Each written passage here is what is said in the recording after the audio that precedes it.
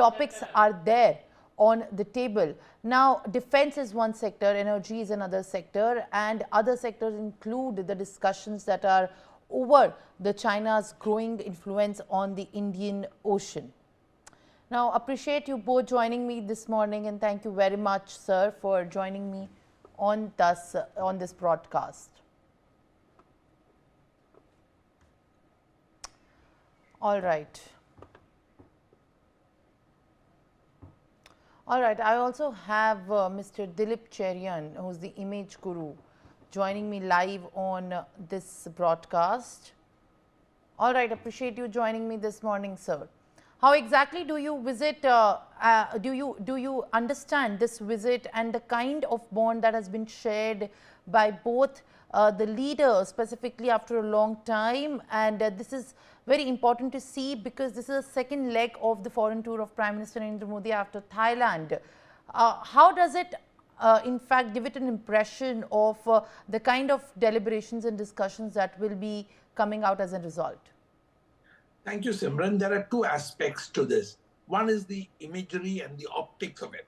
Certainly the fact that the Prime Minister is going to Sri Lanka as the first visiting head of state is a significant point in time, and it celebrates the relationship between the two countries, between the two neighbors, and we need great relationship between India and Sri Lanka because of the strategic role that Sri Lanka plays.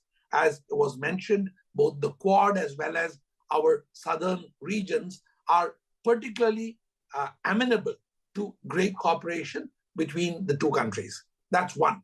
So the optics of the fact that the Sri Lankan Prime Minister chose to come to India as the first country he visited has now been, in some senses, reciprocated. The second big aspect is about trade.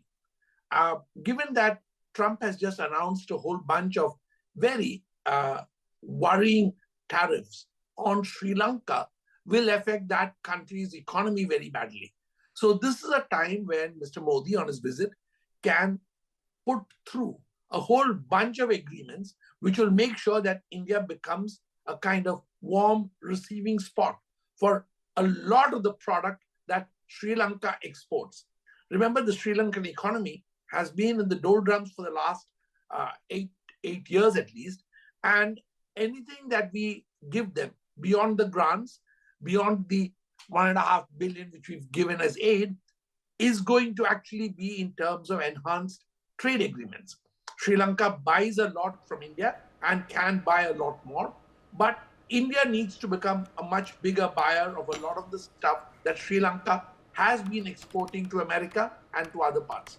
So while I expect that all of these tariffs may possibly get recalibrated as Mr. Trump wakes up and negotiates individually with each country, which is what he loves, I think that you are talking about an opportunity for the prime ministers of both the countries to actually look at trade and commerce more seriously, especially given the fact that Indian companies are looking at potential investments in that country, which will be a huge opportunity at this point of time. In addition, there is also the optics that for India, Sri Lanka represents not just a historical tie, but cultural ties which go beyond just commerce or even strategic affairs. And I think these cultural ties are always an element of every visit by the Prime Minister. He recognizes that culture is the bulwark of relationships between countries.